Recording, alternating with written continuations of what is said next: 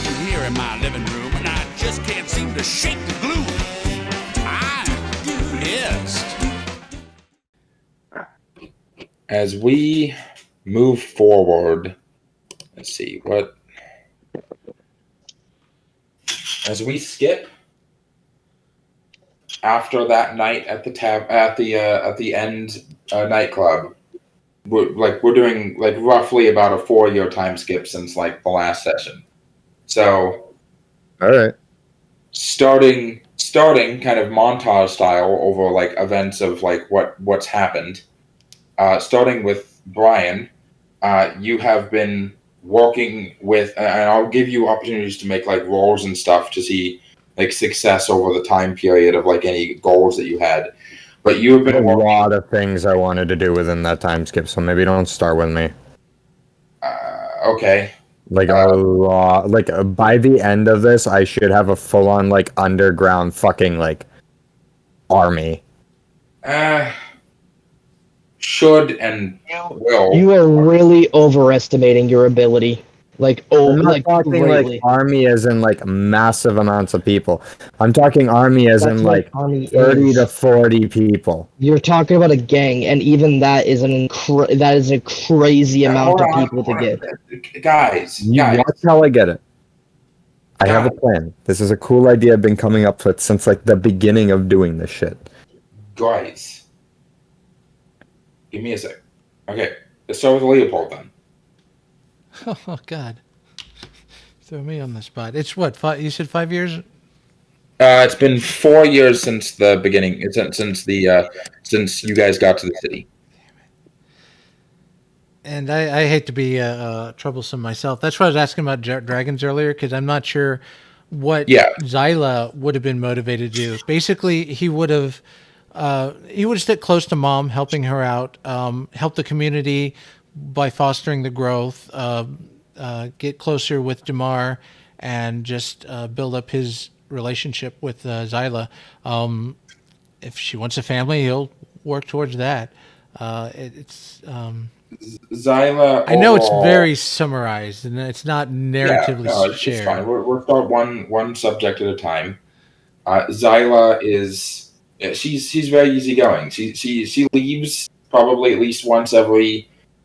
She left once during the time period to go visit family, and then she came back after about almost a cycle, and she doesn't talk a whole lot about her family or like her life outside of like you guys.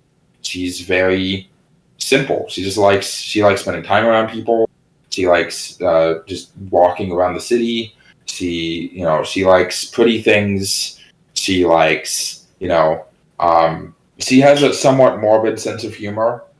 She doesn't seem particularly interested in pursuing any major like objectives or like life goals unless you seem interested in doing them. She just she's content in just hanging around and enjoying her time in the city.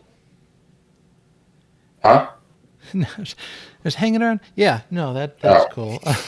From what you understand, her father is an important officer in the Silver Hold mining company in Jelf, and they have a lot of money down there. But she doesn't like Jelf very much for a variety of reasons. She complains endlessly about the Church of Legion and He Who Has Many Names. She doesn't really seem to care that much about the other enforcers, nor does she seem to really like take a side between the whole enforcer and mage situation. She doesn't like talking about it because she knows that your family has for very good reasons, very strong hatred of the enforcers. But you know that she doesn't share that same hatred. Like, despite what happened to the clan of Hycros as a whole, she doesn't seem to really like care about like all the other Hycros, just you guys. Hmm. And she just specifically has an issue with sorts of that she doesn't because, and I quote, "I'll never stop talking about it." You broke up a little bit on that bit, but she just specifically has an issue against the Church of Legion, gotcha, and so she doesn't normally like talking about it too much. No, that's not a problem. He'll never push that. Now, I think Leopold will probably stay at home just because if he can, he's going to try to get out of like getting a job and going on mercy. He'll help the family. He'll go on quests if necessary, deliveries. But basically, he's trying to build up the community. Helping everyone like with vegetable gardens and sharing foods, and that way everyone saves a little bit of money. He helps provide most of the produce for the Hycro household, and even offers to any siblings that have already moved out. He has finally decorated his bedroom as kind of like a haunted forest theme. It's kind of dark and morbid, maybe some skulls, but it's also got like life. It's got like it feels green. It feels a little vibrant. So it's kind of a mix of both worlds. He'll spend give me a farmer gardening check to see how well that like the outdoor garden is going. Outdoor gardens, yeah. Okay. Not going to be very high.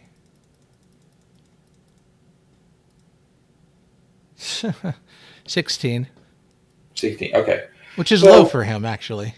Yeah, it's difficult, like growing the plants that you want to grow in this environment, in this, it's warm, arid in the city. Yeah.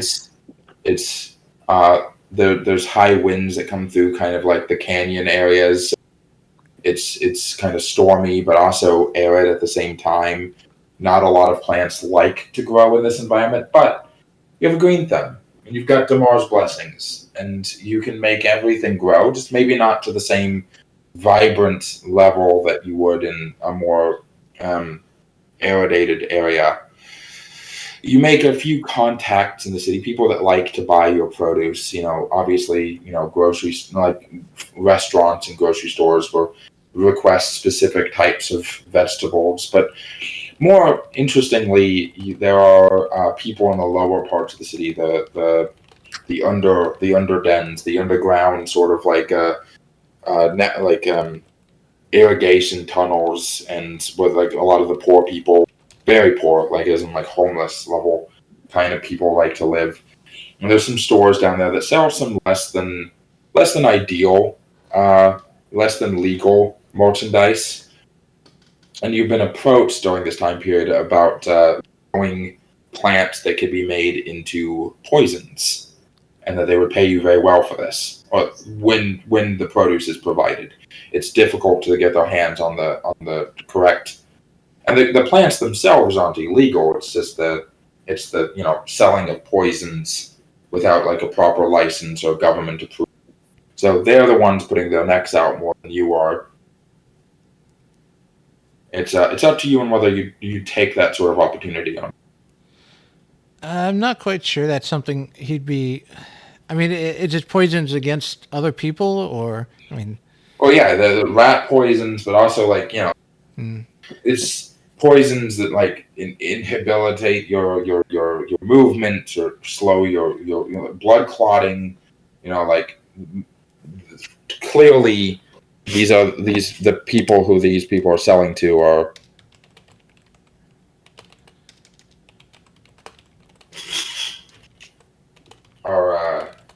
like assassins. Fair. Or thieves or various other gangsters are the most common people that. I think even during this time, he's still got a little PTSD from hitting Mona and being on sea for so long, and he kind of doesn't want to risk all the hard work he's built up. Someone's got to be stable enough to help a sibling if they go off the deep end. So he'll try to. He won't report them, or he won't try to cause trouble, but he'll kind of politely decline that line of work. Fair enough.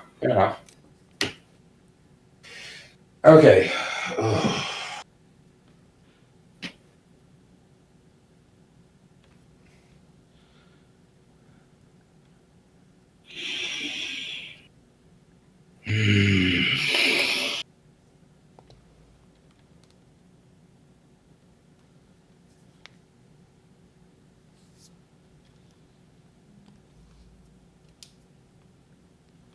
Sorry, did I break? No, you didn't. I'm just frustrated. Give me a moment. Yeah.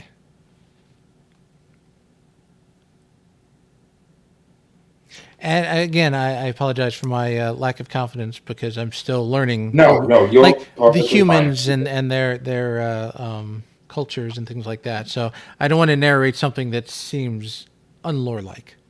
No, you're perfectly fine.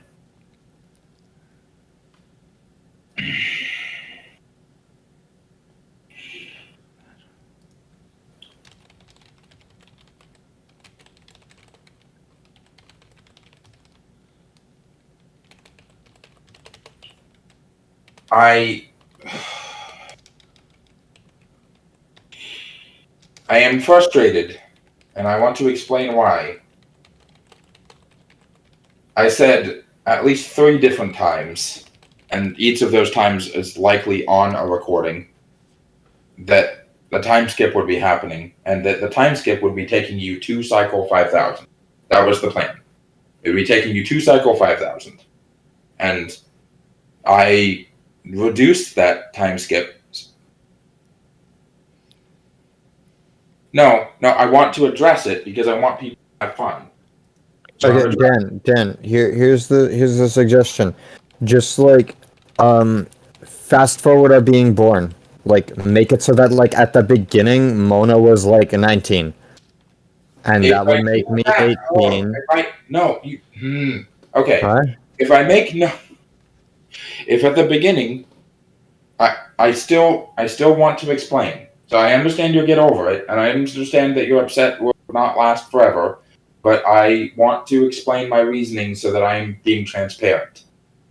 First of all, if I reduce the age of everybody's siblings who actively helped you guys fight a fucking flesh golem, literal children, like 11 and 12, wouldn't have made any sense.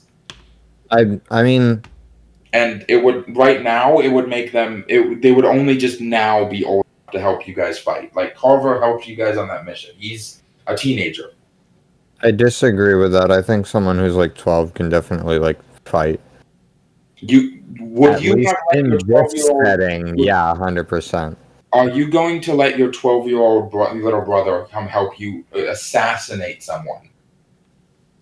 I mean, I don't really have much of a choice in the matter. It's literally our job. The Red Irons wouldn't have hired him to begin with. He's a child. Why wouldn't they have? At the age of 12 in like medieval society, people were like fucking having kids.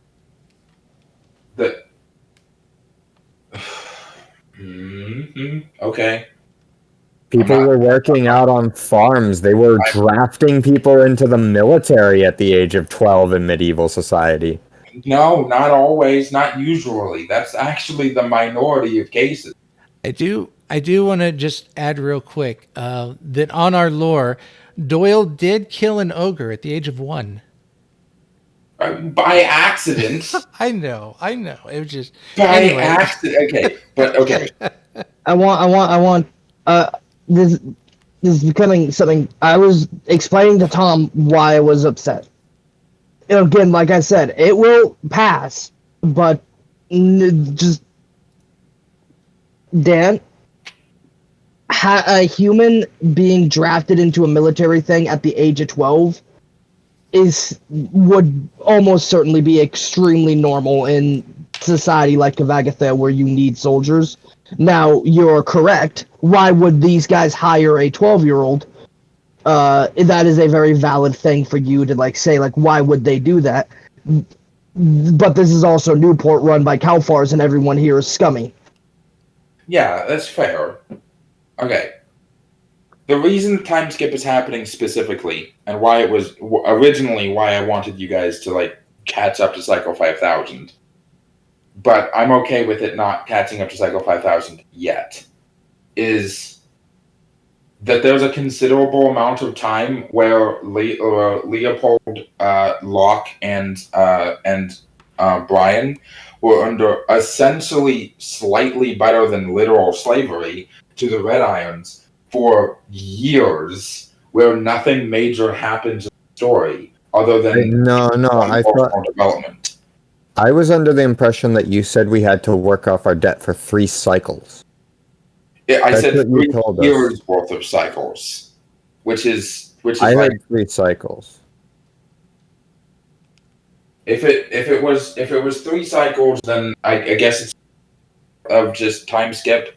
But I guess it was just a misunderstanding. It doesn't matter, but you know. But like there was a considerable amount of time where nothing major happened in the plot other than things that we could go like by making rolls and doing like assumptions were made. You know, Mona's going to progress with their relationship with the Kitsune. That's not going to go badly. Like that's going to keep happening.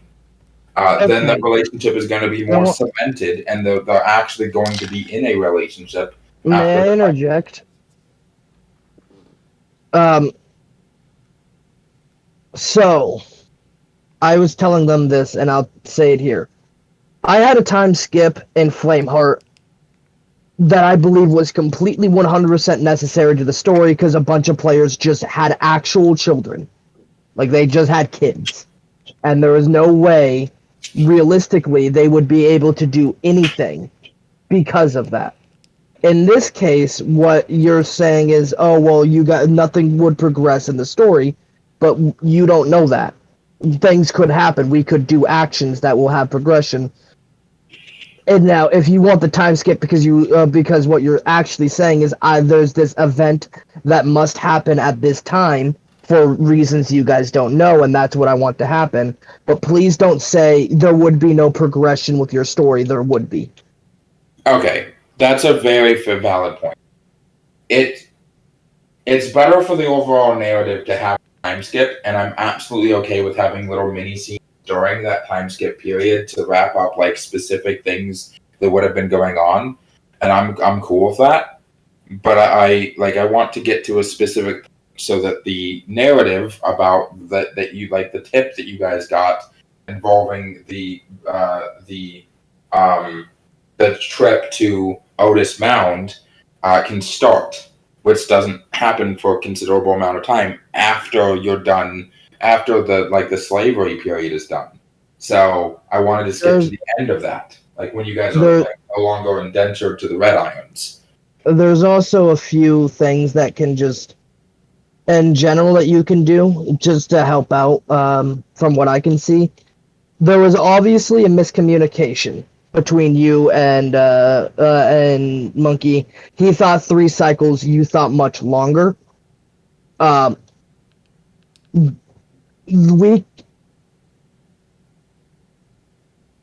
know I'm not a fan of retcons. Yeah. At all. But the point of a retcon is to fix miscommunications and problems like that when need. Okay. I do not see much of an issue with just having it rather than it being what you thought, being a smaller time period, reducing the ages of people, and because it is now a smaller time period that these people are needing to work for the Red Irons, they no longer need to bring in the 12-year-old because why would they need that? They can have the adults go in and do that. Well, okay. So I'm going to keep the original, the original, but I will rewind it back to only being a 3 cycle, which is a 1-year time skip, rather than a 5-year time skip, which is like a 23 cycle. Yeah, I think that's a lot.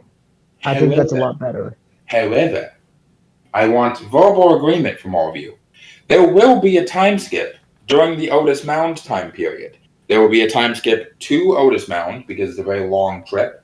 There will be a time skip during the expedition, and there will be a time skip on the way back. By the time you return, hold on, by the time you return, no matter how long it takes, like no matter what cycle it is when you leave, by the time you get back, it will be cycle 5000. Cool. Right. What was Otis Mound again? Otis Mound was the original capital. It's a massive haunted fucking Faerun city deep in the mountains. Definitely wasn't the original capital because that was Bale. No. It was the original capital. Bale was the first city, but Otis Mound was the actual capital of the Phalim Empire and the seat of King Manticore. King Manticore was dragged out of Bale by the Vigish. Go read the Otis Mound.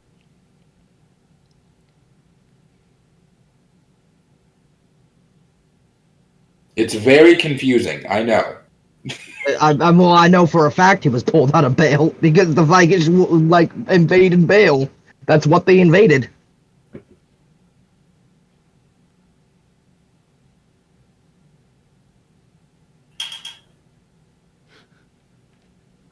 But regardless, Otis Mound is a supermassive haunted Phalim city full of treasure. Most people never come back.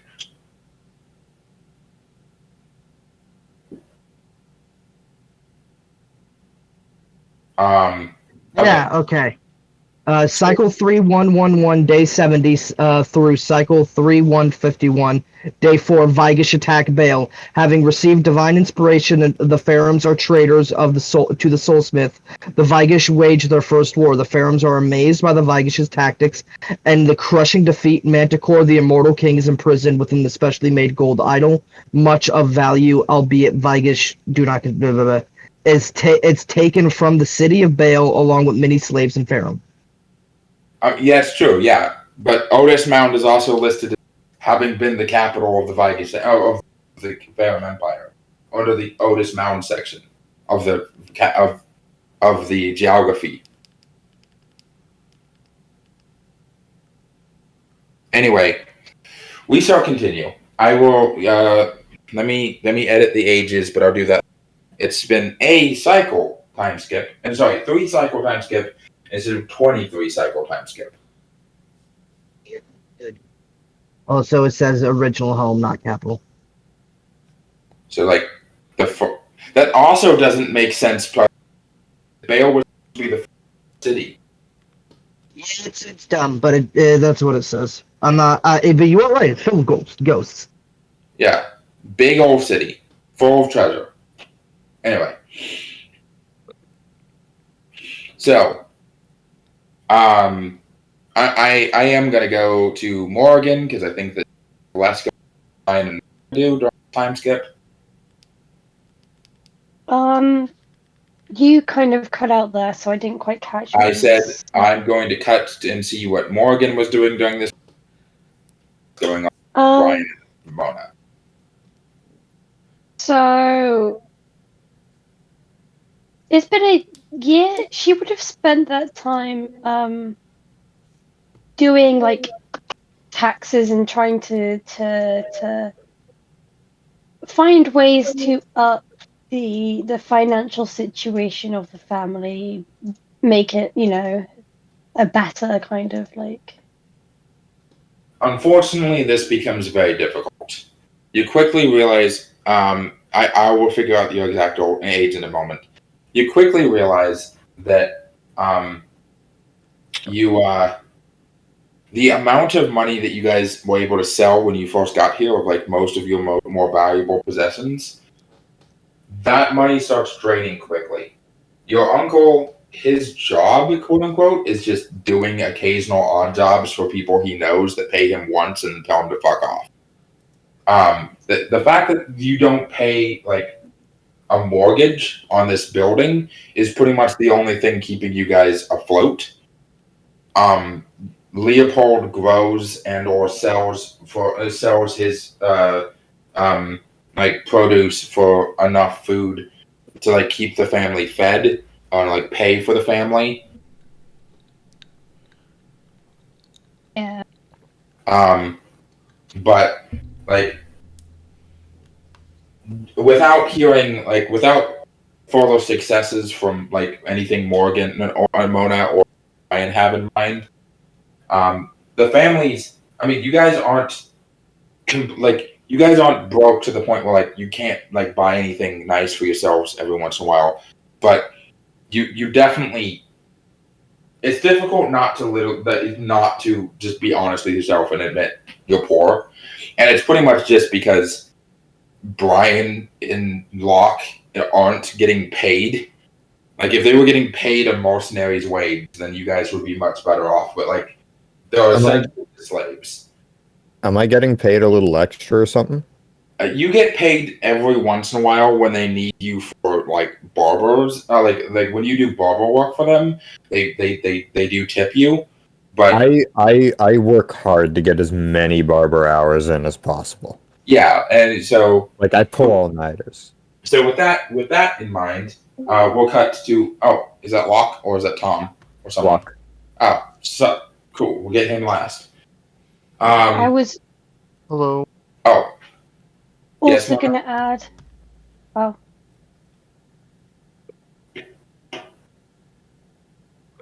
Morgan, he meant Morgan. Oh, I was so confused for her. I was like, huh? Yeah. Mona wasn't talking. I was also gonna say she would have probably tried to start up some sort of like bookstore thingy. I'm not lending you any of my important books. No, yeah, it's more like... And I'm it's a assuming library. They bring it back this... or I break their knees. We probably make the money off of like late fees and stuff. I mean, you do have sort of that extra side room, so you can get started on that. Roll me a streetwise. Oh, what's my street? Let me scroll. That's okay. Oh, actually, I just realized I'm probably gonna have to look through every single one of those books to make sure Dad didn't put any magi shit in it. Yeah. Didn't what? Didn't put any like hidden magi notes or anything in there. Because that's probably something a magi might do. Is like, you know, fucking maybe. Yeah, I think Morrigan would have still helped checked with that one as well. But I got a 12.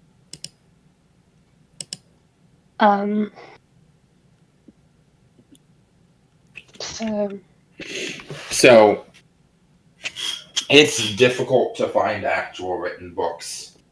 The enforcers, by law, they view most forms of like written like book, even literally just books, to be they have to be heavily censored.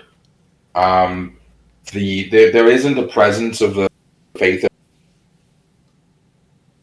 which she's the goddess of like bookkeeping and stuff. The faith of who? You cut out. The Church of Adihyana, who she's the goddess of like bookkeeping and stuff. And the enforcers, they censor the shit out of pretty much everything that comes to the city. Like there isn't a cookbook in the city that doesn't go through like the Hellenite censorship. And there's very few places you can even buy books unless they're literally religious texts. Because every book has to be like hand printed. They're also very expensive. Yeah. Like they are handwritten, every one of them. There's no printing press. So, it would still be something she would like as a side project. like you might be able to like do some like side work occasionally, like and accept like a book as a form of payment for somebody of like wealth. But these are like hundreds of silver pieces a pop. Like you could feed yourself for essentially like 2 chains off of the amount of money it would cost for a singular book.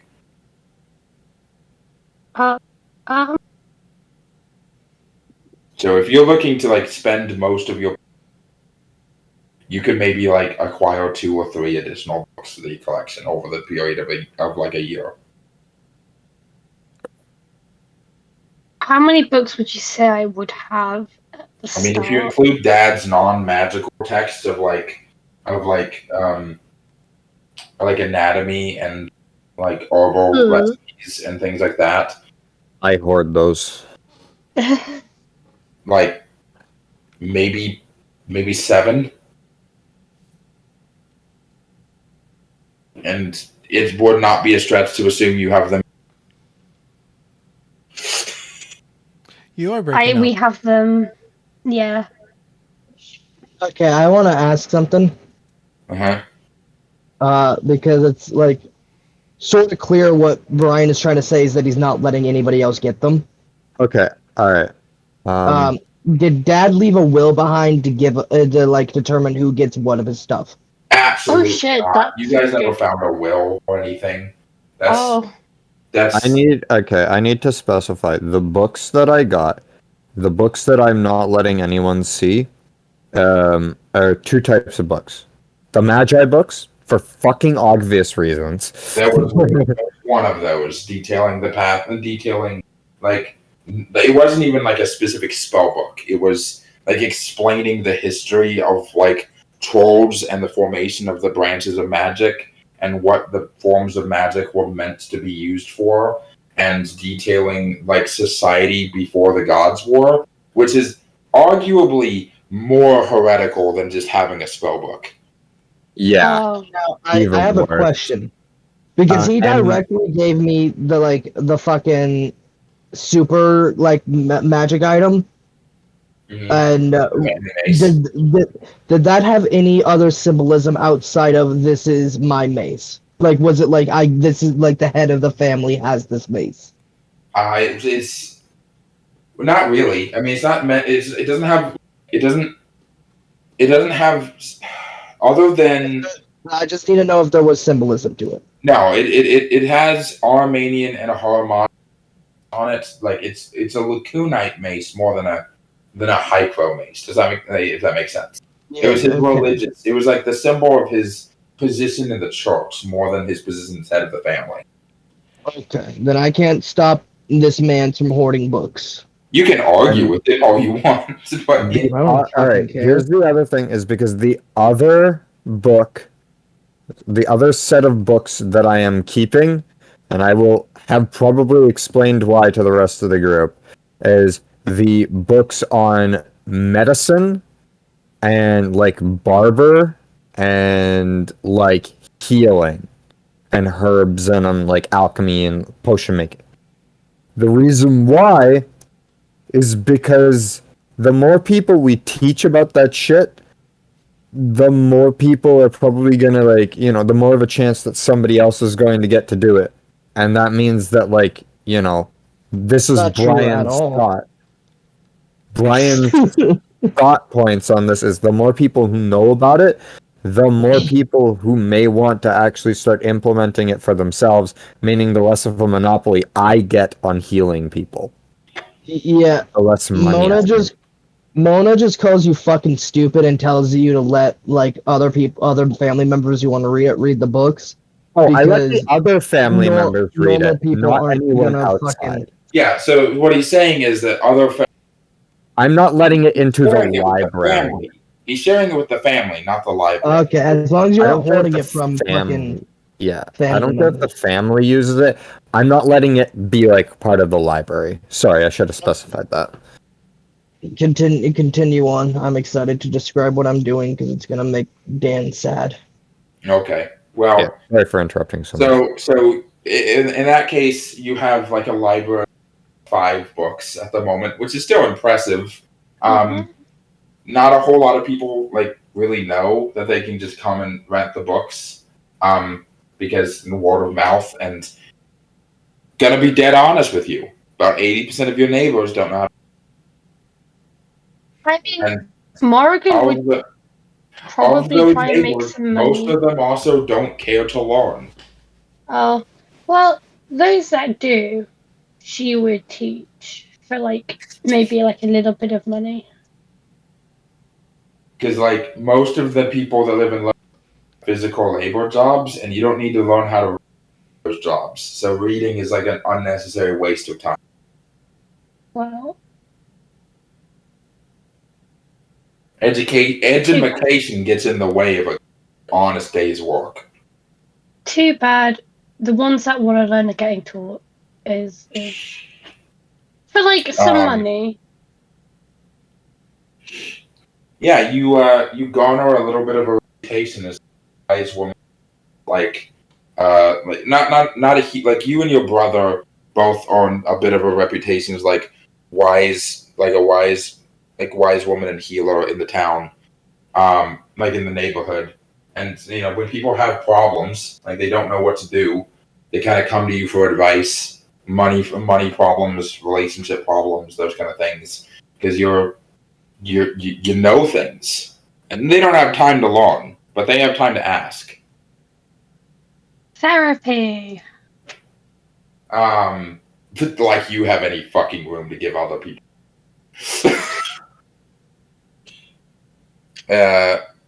Brian, what stupid shit are you trying to do?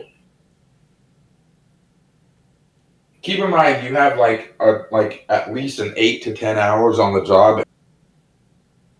Like maybe a couple hours of that every day, at most. Oh, well, it depends. Who's got more shit that? You're still breaking up. Why am I fucking breaking up? I have a lot of shit to do, and I know everything that I'm doing. Where I think Brian's still thinking about it. Oh, sorry, I forgot I was muted. All right.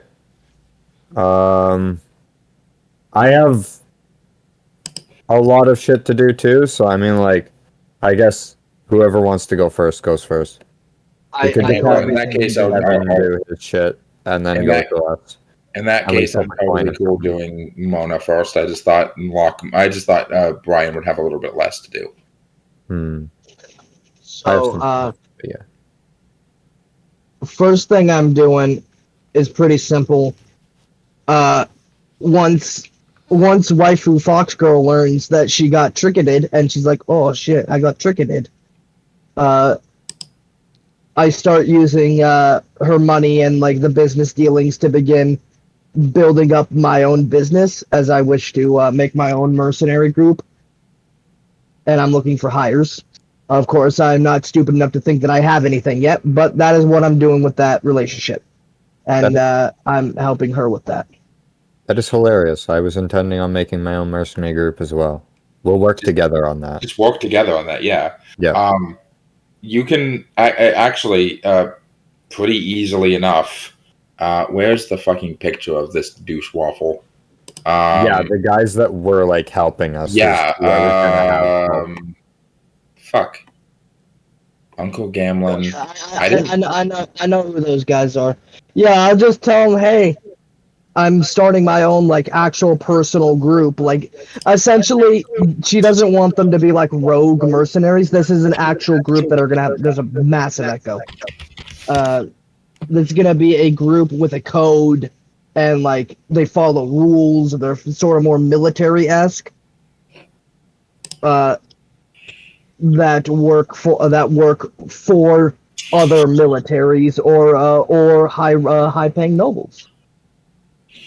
Yeah, so let's actually do a mini scene for that. That makes sense. So, like, we'll say it's like 7 months after like the events of like the the nightclub, and you're at like a joint office. You've been given your own office over at your girl's place. She lives in a nice like apartment above the storefront.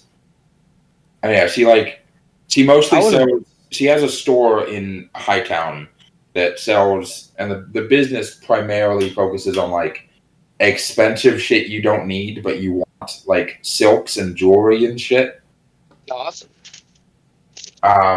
She sells the kind of shit you'd find at like a boutique store / like a boutique at the same time.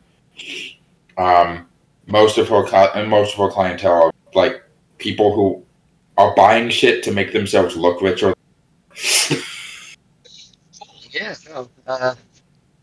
Yeah, that works. I love her. She gets showered with attention. She loves that. Yeah, I know she does. I'm gonna be playing her soon. As you're in your office, and Macintosh Othir, the guy who your sister Macintosh. Macintosh Othir. That is it. He just goes by Mac. What a name! He's the dude that you're like floated with and stopped from like getting himself killed at the Enforcer Island because he was gonna fight his way through the guards like a dumbass. And die. And die. He was gonna, die. super die. Yeah, he was definitely gonna die. He's sitting across from you, and he's like there's like a bowl of like little snacks on that are just for sort of display as he's taking them too literally, and he's just like munching on crackers out of a bowl on your desk. So, let me get this straight. Serge is working for anyone. We only work for the really rich people. And we've got like more regimented stuff. She shakes her head. No, that's not true at all. You don't work for the really rich. You don't work for the nobles or the armies that will hire you. You work for me. Okay. So and I work for them. Okay. That makes sense. The chain of command, all that jazz. I'm kind of sick of everybody looking to me for all the answers because every time I think I've got the right answer, boy, do I not. It's my idea to come to this stupid fucking city. At least I met you and your sister. You're nice. Yeah. She just smiles at being called nice. There we go. I got into the Ashen Knights. I do have a question. Mm-hmm. How are we supposed to compete with the Red Eye? It's like they've got like 300 people under their command. Been here for cycles. Yes, indeed. It's called specialization, and it's called specialization, and it's called outbidding them. So we work for cheaper and we're better than them? Not necessarily. What would you rather have? A well-known group of people that everyone in the city knows to go do your dirty work that they can easily trace back to you, or a group that is not as easily traced back? Guess it depends on the job. If I wanted someone to bodyguard my shit, I'd want the Red Irons. But if I wanted someone marked, I'd ask for someone else. She points at him. Exactly. What this group will be and how it will work, as I said, you work for me, I am the one that they go to. Most of the time, if we have it our way, they won't even know that the individuals that are actually doing the work. They know I'm sending guys, and they know that you guys are the guys that are doing that.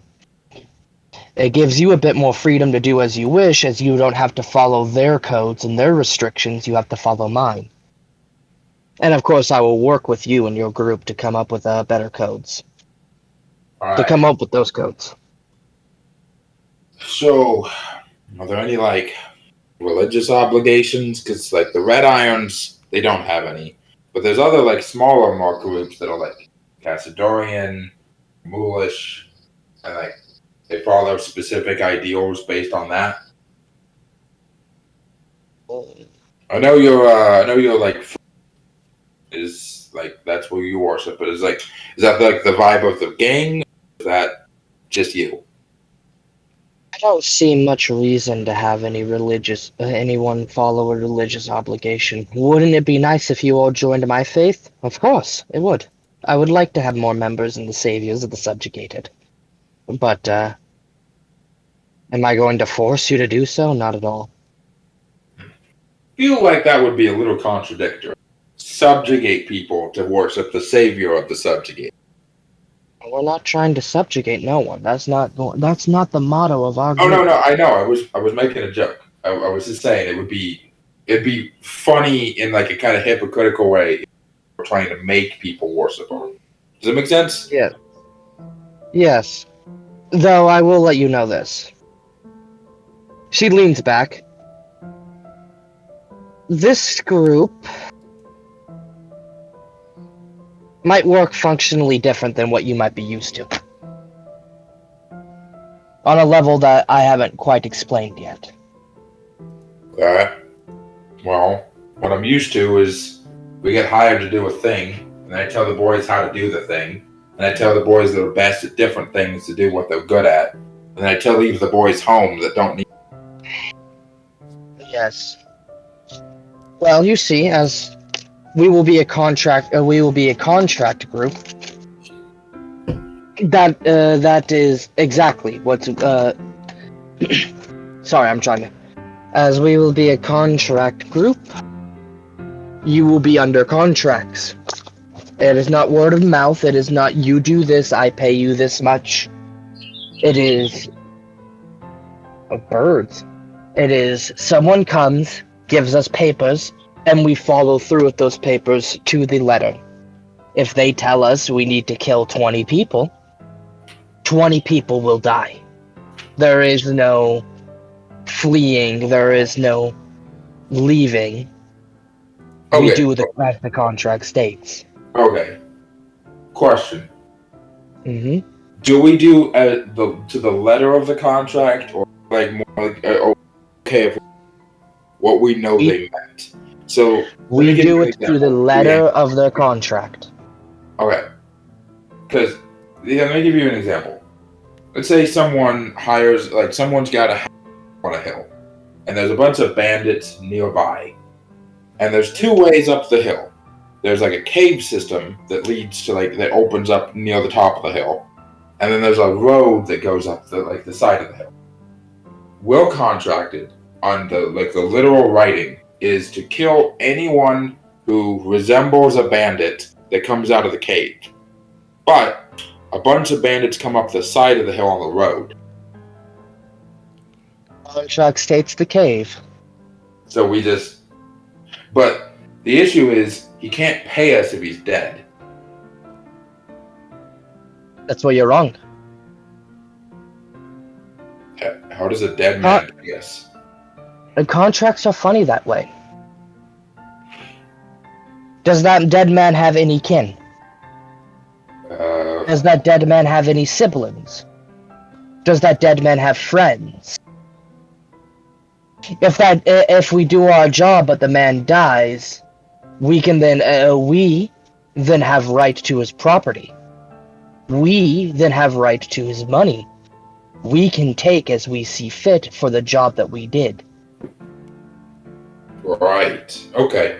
Well, then I guess we're gonna have the exalted ones keep and get them lawyers. Yes, we will be lawyering up, as they say. The reason why I wish for my group to work like this is so there is no pussyfooting around from anyone else. Yes, we can be all moral and good and happy, and we see the bandits coming up the road, and we stop them, and then that man says, "Oh well, I appreciate you killing the bandits, but they didn't come out the cave, so I don't have to pay you." Right. So if we want to be more moral, we should be suggesting specific changes to what they were going to make the contract so that they don't fuck up and end up writing the contract wrong. If you wish to be more helpful to the people, you can interject on contracts and say, "Hey boss, I think we should add this clause, or we should give them a break here." I don't mind that at all. Alright, cool. I am very business minded. If someone says I want you to do it this way, that is the way I want it to be done. He raises his hands. Works for me. Mhm. Means I get a set of instructions, and it's easier to follow that way. Yes, No, and given no what ifs or buts. that I'm hoping that we get into a military market, there's plenty of Vigish around here. They like their contracts. Mm-hmm. Same with the Frames. Well, I mean, none of them around here except for The seas. the fucking, what were they called? The Vigish house that got kicked out live around, come down here a lot. It states in the book. Mm-hmm. But I forget what they're called. The ones that are also in trade. Yeah, they come down here to trade Gravu, steel. I think. No, not to Gravu. It's Kykarius, I believe. Those are the assassins. Whatever. Anyway. Yeah, I'll just look it up real quick and we continue. As I say, all right. Well, me and the boys are in. You already helped us enough. Kept us out of the gallows. I owe you one anyway. Figure 3 or 4 of my boys can always be assigned over the family. Any specific siblings you're a little worried about maybe getting into trouble? Send some bodyguards their way? Santir. Ah.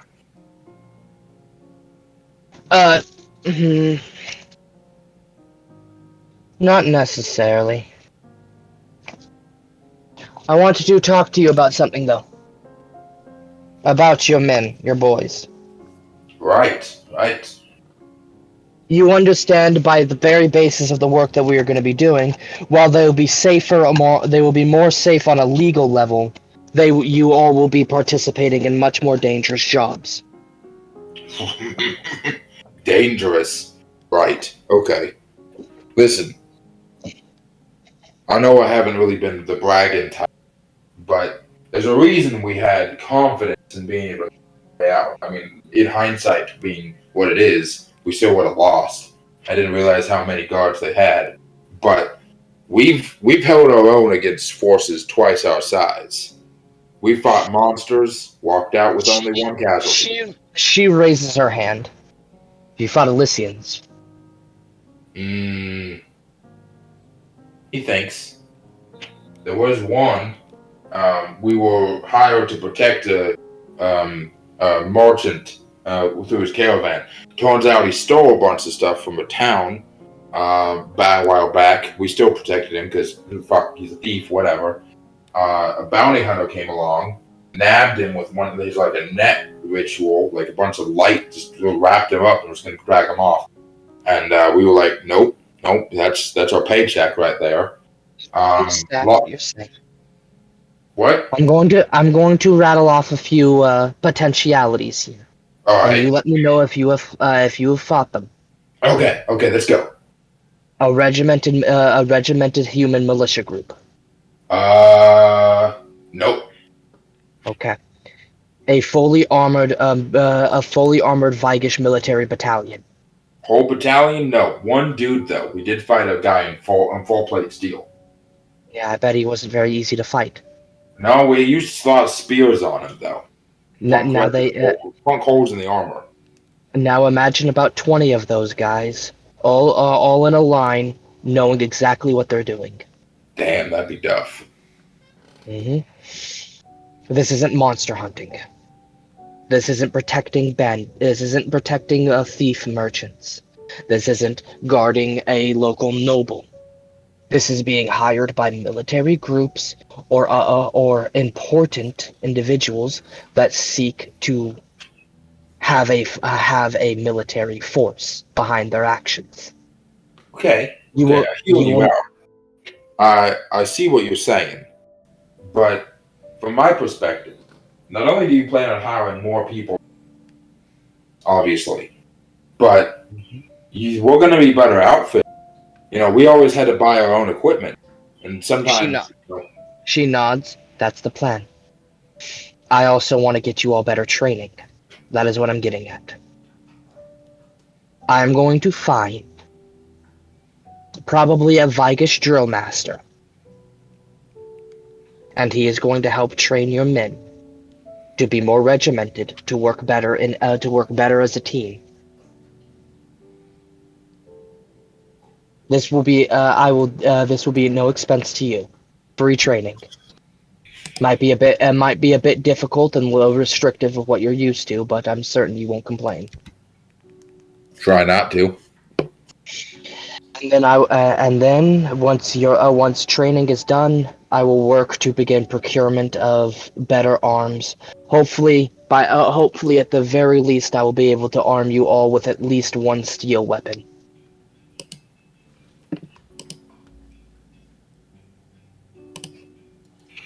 Man, that'd be nice. Never used steel before. Now, I don't want to restrict your freedoms of the weapons you all choose, but I think a uniform will be in order, at least. Let people know what we are. A uniform would be nice, yeah. Colors, color coordinate.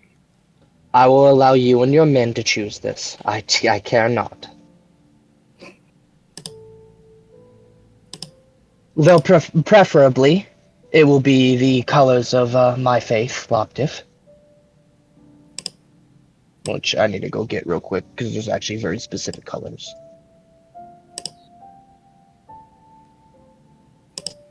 So however order you see fit, try to make it black, red, and yellow.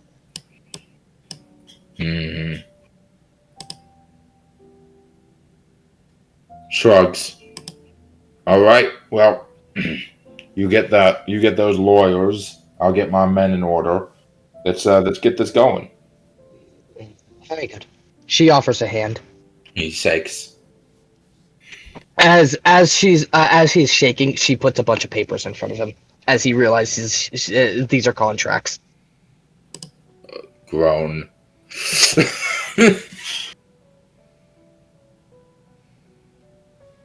Yes. So that's one of the things I need to do. Other thing, is get into that house where I know the deed for some stuff is that I can get. I was coming with you on that, and I think a couple other people were too. God damn it. For a few reasons, I would like to hold that until after the end of the time skip. Like getting into that. My character would not wait a whole year for that. It's like I said, she was trying to do it as soon as possible.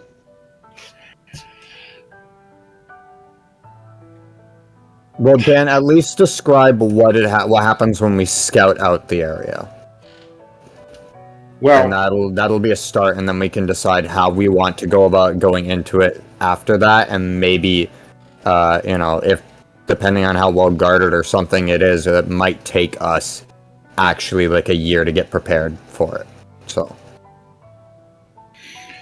the old home is in Hightown, and it's a nice 2-story, pretty like in the Manor district. There's a lot of like nice ladies who like live nearby. However, no one ever seems to ever like come in from or out from the front door. Scouting it out for weeks at a time. All of the windows and like the door are all like very locked.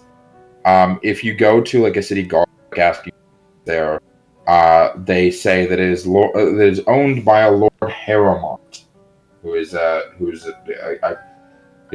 Calfar Lord from Zelf, but you've never seen a Lord Harrowmont come in or out of that place. However, the upper windows, the ones closer, you do see people walking by, like silhouettes of people in the building, like standing by or walking past windows. So there are people inside the building. Like, you've seen people in there, you've seen people moving around. You just never see anyone come in from the in or out. You suspect that there's probably another entrance but there isn't one. Like there isn't an official entrance. Like there isn't like an official back door that you know of. Yeah, given that information, yeah, I see no reason why my character would wait. I mean, it would be very difficult to go in on your own.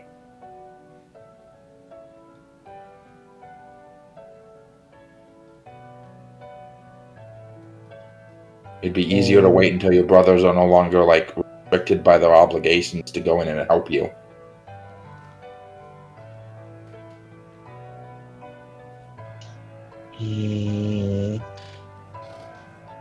That's the best reason I can think of, is that, like, you have no information about if you run in without. Well, I'm considering, but yeah, if Dan is saying, "Hey, please wait until this," my character wouldn't, but I will. Okay, as we're going to move over to what Brian was doing. I still have more, dude. I still have more things. Oh, you. Like I said, I have a lot of things. Continue with Morgan. I don't mind. Okay. Morgan? Shut the fuck up. You know what I'm saying. Okay. Mona, the last major thing I'm gonna do is darkness shit. Ew. Over the years, because by the end of the session, I'm gonna be going up a clerical caster status. I'm almost certain. Over the year, she has basically her upstairs room, which is very comfortable, very gothic, fucking rose everywhere style vibe. She has converted part of it, which is sort of hidden and sealed away, into basically a summoning room. And what she is doing is beginning to create a demon network that she can then use to spread influence of Loptif around, and demon, specifically demon and air. She doesn't use cold as much here because it's the Desert of Ash and they're not really around here. But demon and air to set up networks of information that she can then bring back to her and use to get advantages on people. She also is keeping this network also follows and watches every member of her family. How? So they're just facets. Facets, aspects, stuff like that. So that can give basic information. Can you hey, where's this person? This building. Can you summon aspects yet? I mean, I literally have in game. No, you summoned. Those were facets, weren't they? And those were definitely aspects. They super talk to me. Oh, that's right. You rolled really good on that though. Okay, I'll. So make me a summoning check.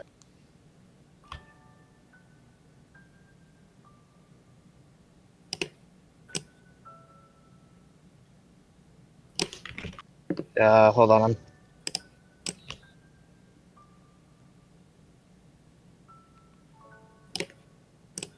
I'm looking for what you actually can summon because I always forget where it is.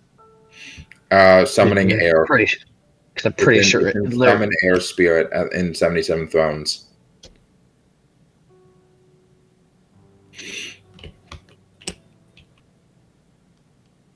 Yeah, I know. I'm looking for like what level you need to be because I've basically never seen the level rule and I've just been going off what you guys say.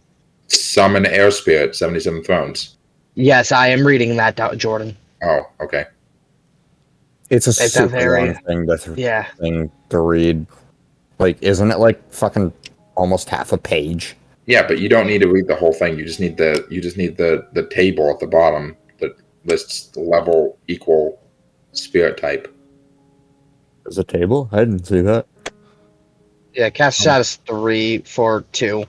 But also it does just outright state in the thing that if you boost 3 times, the level of spirit you get is determinant on boost. Yeah, it's just this type of spirit is more likely to be. I'm pretty sure that's stating this type of spirit's more likely to be summoned by this level of caster. Well, that's the type of spirit that you can summon intentionally. Boost, you draw the attention of stronger spirits, and then they come in like of their own free will to see what the fuck is up. So am I? Actually, I think darkness and air precept are exactly the same. Is it? Yeah, it's both pre plus piety. So that means. So yeah, just roll twice, and the first one's for darkness, the second one's for air. See what more you get. Making my super evil dark network.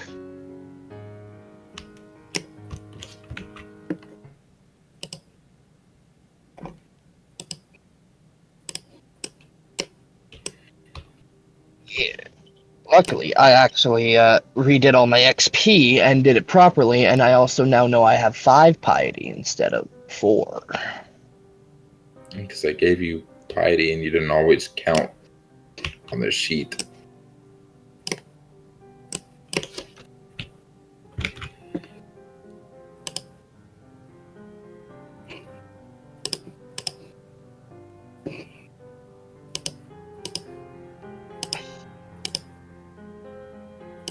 That's 3 for that's 2 boosts for darkness, so 10 plus. Yeah, so that it gets me what I want. Perfect. What'd you get on air? I got 20 on both of them. Oh, perfect. So yeah, you get a considerable number of facets at your disposal, a large number of them. Well, I'm trying to get aspects. You get like the how people do summoning. It makes it so hard to build up relationships with spirits, which is what you're supposed to do. Sorry, it's how the book works? No, it's not. The book states that you're meant to summon consistently over and over again until you build the relationship with the spirit, and then the spirit comes more frequently until you no longer need to summon it. If I can't ever summon the thing, how am I going to ever build the relationship?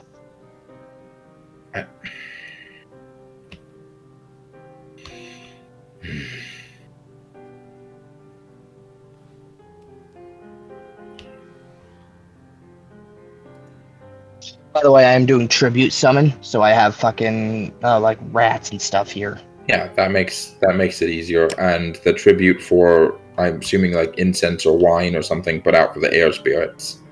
A bunch of mostly incense, because I'm still trying to get air spirits that are more directly tied to darkness stuff. And then I have the corpses of dead animals, cats and stuff. My cat is being left alone. He's in the other room. He's safe with some fucking water and food. Mrs. Henderson lost another cat. Anyone seen it? I break into your room at random points throughout the year and pet your cat, and then leave. Just pet your cat and leave?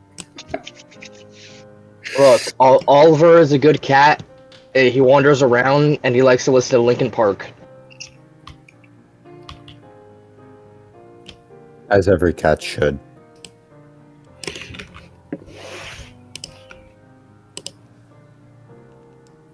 As the thing, so the thing with facets is once you grab a facet, you basically have you're able to just control that, like you tell it what to do, and it doesn't really argue. Like it doesn't have a lot of you don't have a lot of free will. Some facets can communicate like verbally, but very few do. And those that do, no facets can communicate. I am saying what it is. Okay. Because sometimes the book is stupid, and I like it my way better. Sometimes facets can communicate, but they don't really communicate on their own. Like, they're not speaking for themselves. They're just sort of speaking like the blatant will of the Elder Creator. Like, they don't have a will of their own. They're just like pre-programmed part of the greater entity, the single cell of a multi-celled organism. Aspects have a lot more complexity. They have more capability. The vast majority of them, rather than the minority of them, are capable of communicating, but they don't usually have all that much to say, whereas they are more than just a blatant, like, complete pre-programmed responses based off of the Elder Creator's will. They also don't have a whole lot of personality outside of the Elder Creator either, so the vast majority of air spirits are free and like sort of like energetic, and they like to just wander around and watch people and things like that. Fire spirits are passionate, angry, and like the hungry, and earth spirits are very stoic and quiet and simple. They don't like have too much of a complex personality, but unlike a fast, have a personality. And so, but with aspects, you do need to, like, you learn what they like and you resummon them over again. Once you've summoned them, whether it was on accident or intentionally, you can then intentionally summon them, whether you're the appropriate level 2 or not. Because you've already formed, like, you already know what it is you need to do to summon that specific spirit.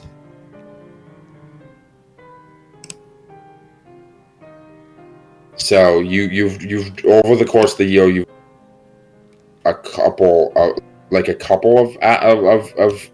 dark and air aspects, but it's been the majority. It's been facets that show up. You give them commands to do specific things to start forming this network, and then once you get once you start getting the aspects, they like the demon aspects are like, oh, spying on people. We fucking love that shit. But I do need you to make a diplomacy There demon aspects of like spying stuff since history. Yeah, diplomacy demons and diplomacy daemons, which are two different types of fortes. But I don't think you have a forte in either one, so just 2 diplomacy checks. 1920. 1920. Okay, so the demons are actually, weirdly enough, a little bit more, and that's weirdly, from what you can tell, the aspects of Ahriman don't like Loptif that much. They think she's weird. They're hesitant. They're weary of you. It's not even that they don't like you. They're more than willing to work with you, but they make it very clear they're weary. They don't fully trust you. But they are more than willing to work with you because what you want is what they want. What you're going for is what they'd be going for anyway. So their hesitancy doesn't stop them from working with you on what you want. Given the very last sentence of the summoning air ritual thing, I don't think I'll care too much about what they want. Last sentence. Loptif also extends no protection, thus her followers may do as they like with them. She doesn't punish you for fucking with spirits.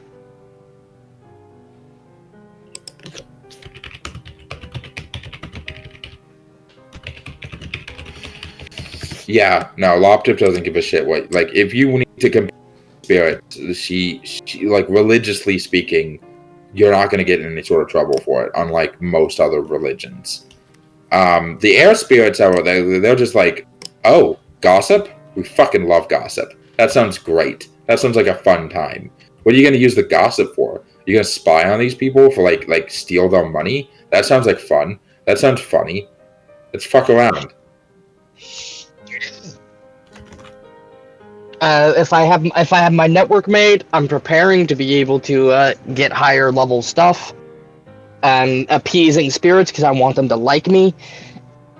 And a lot of cats go missing in the area, except for my cat.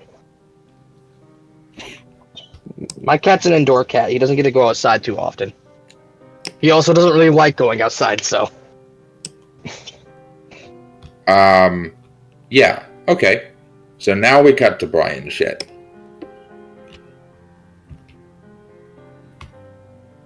Alright. I got a ton of stuff. You ready? After this, I'm going to take a quick break to go grab some food, and then we cut to the events of after the time skip, which is a very specific scene I have in mind. Okay. First of all, what's the main language of the city? Janton. I'm doing my best to learn that. It's not too hard. It's a little bit of a Jiren, a little bit of Zayan, insulting. It's like swear words. Basically, every other word in the Janton dictionary is just either a Dazazayan or a Jiren insult or swear word. Alright, so can I learn it? Do you have the skill points to put another point in learn language? If not, over a course of a year, I'll let you owe me a point to know Janton. That's cool with me. You just have when you level up 1 skill point. I'll just put 3 in speak language. How do you spell that? Janton? Janten. Ten. Alright, cool. Right, so I know that. Next thing, I'm creating 2 books. You are taking the time over the year, spending months out of your free time, or slaving over a candle late into the night, or writing by hand with a quill and ink. These 2 books are journals, 2 separate journals. One of them details every single ailment that I have come across personally and cross-referencing them to the books that I have referred to, basically making myself my own network journal on techniques that I have learned and developed over the year on how to be a doctor. Oh, different diseases and how to cure them that you've personally interacted with. Yes. Second thing is I have actively during my job done as much to learn everything I can about how to run a mercenary group, and I'm writing down notes on how best to run that. Okay. I presume that you once you find out that Luna is planning on funding a mercenary group, that you two decide to collaborate to make things easier instead of competing. Oh yeah. So you're I'll help train the dudes. You just bankroll it. We find someone to you run the books. I'll run the men. We find some additional professionals. Mona, would you have any issue with that? Sorry, what was that? I was watching the co-op trailer for 40K. Brian is wanting to with you on the mercenary company. He works closer with the men. You work closer with the finances and the people who are hiring everybody, and you guys work together partially to kind of smooth out some differences between you, and also because you both want to work with a mercenary company. It's better to work together. That should be a scene, yeah. So I'll do that at if there's any other things you want to go with those first. For the books, roll me a academics, just general academics check for 1, and actually academics closest would be academics military history, and the other one would be and then barber. the other one would be a barber.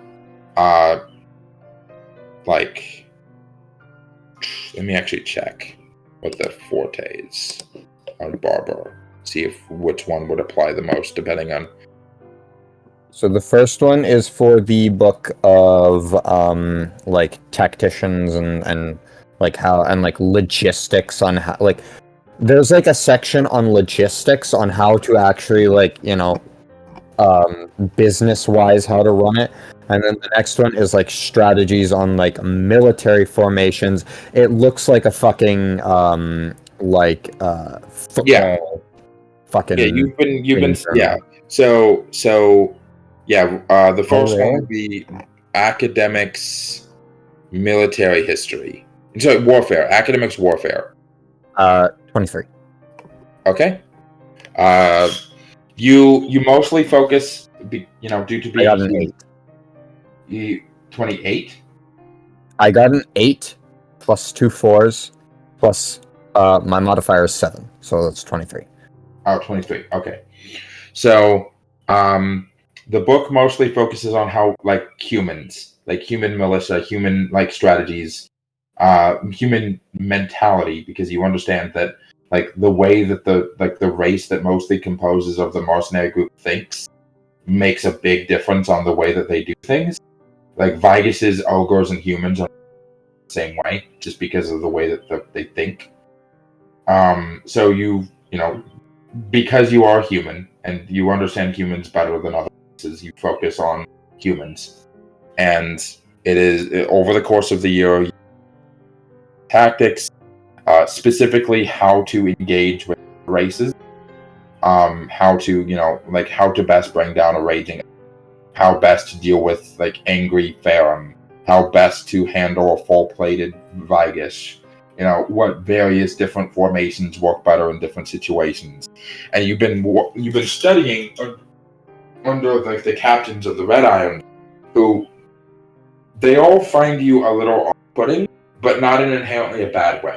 They kind of like the captain of the Red Iron says that after the indentured period is over, if you want, like, a proper job, you want, like, to be, like, properly brought on either as a freelancer or, like, to sign on fully contracted, he'd be more than willing to give you some work.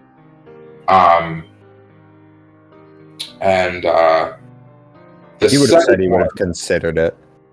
The second one, I'm going Barber, just Barber Apothecary.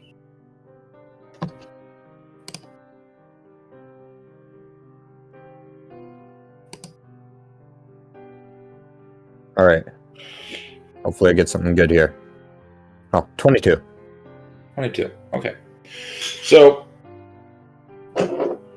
since you're only writing about your own personal, you're not just copy pasting over from books that you've read.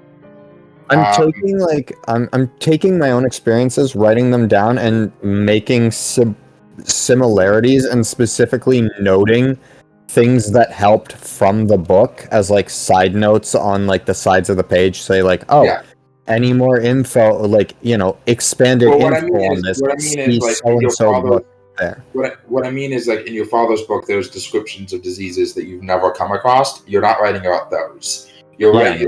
But if there's a disease that's in one of your father's books that you have come across, you're using your father's book as cross-reference, obviously. Yeah, but and then there's the basic stuff of, like, how to stitch up a wound and all that stuff. Over the course of the year, you have come in contact with no less than 19 different diseases. All right. Most of which, despite your best efforts, are leave permanent damage, if not still end up killing the person. Because the issue that you come across is that if you don't know the cause of the disease, if you don't know where it came from, if you don't know how the person got it, that it becomes exceptionally difficult to treat it. Because even if you treat it, they could catch it again. You do write down, Kalfars are exceptionally clean. They do not catch diseases often. And you write down, essentially, you catalog many of the Kalfar, grooming rituals that they go through, that they clean themselves, and point these as good ways to just simply avoid getting sick in the first. Because many of the things that races like ogres, humans, like kitsunes and so forth don't all do, Kalfars do almost to a religious degree. Using soap, which is in a purely liquid form at this point. Yeah, bars of soap aren't a thing yet, but using soap, that's considered like a thing that rich people like that's taking a bath more than once a chain is a somewhat rare occurrence. So, but Kalfars are essentially the Kalfars are essentially the on the frontier of what we would consider modern day just taking care of yourself. I see. All right, nice.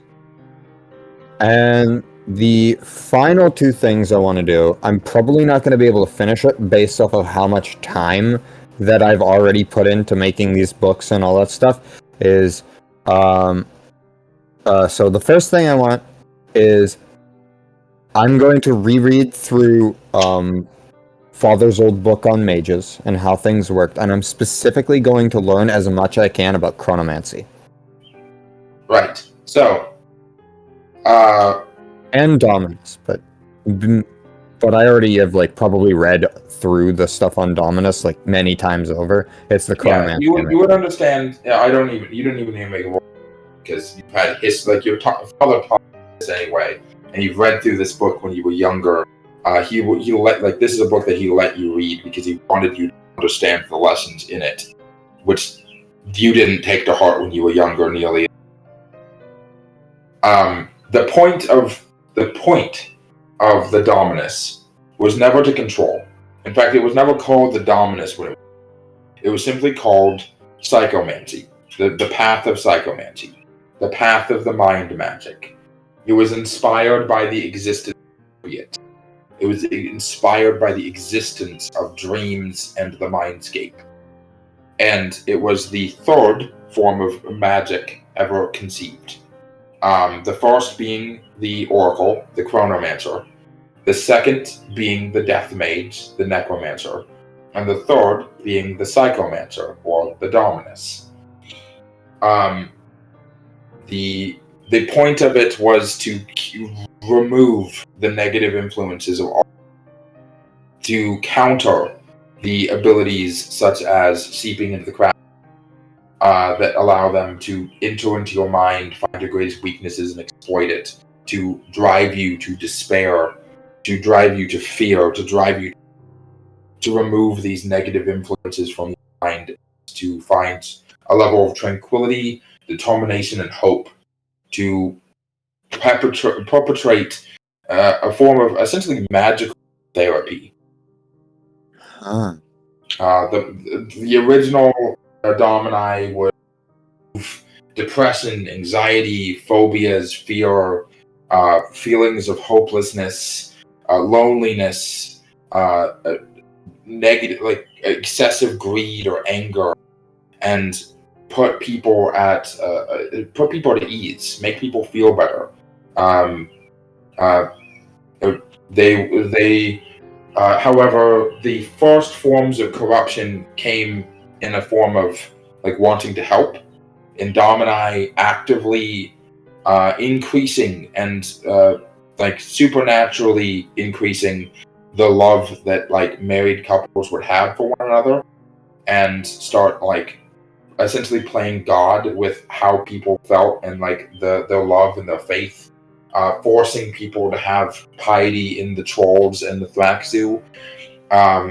And the book even cites that the early Domini and the way that they used to the faith of the religious away from gods, the early faith of gods in the world, away and towards the trolls and the Thraxu, is the first nail in the coffin that led to the Gods' War. Is the Domini were arguably the first people that could be blamed for the conflict, because they stole away many religious people, God's faiths, and forcefully changed them to worshipping the trolls and the Thraxu. I see. So they're goobers. Good to know. And what about the Chronomancers? Because I was just specifically Chronomancers being the very first faith, they are the keepers of the world. They are the book basically describes them as Jedi. They are, aside from the trolls and the dragons, they are those who choose. They have chosen to defend the world against all other forces. The dragons were instructed, literally built, created with the intention of protecting the ley line.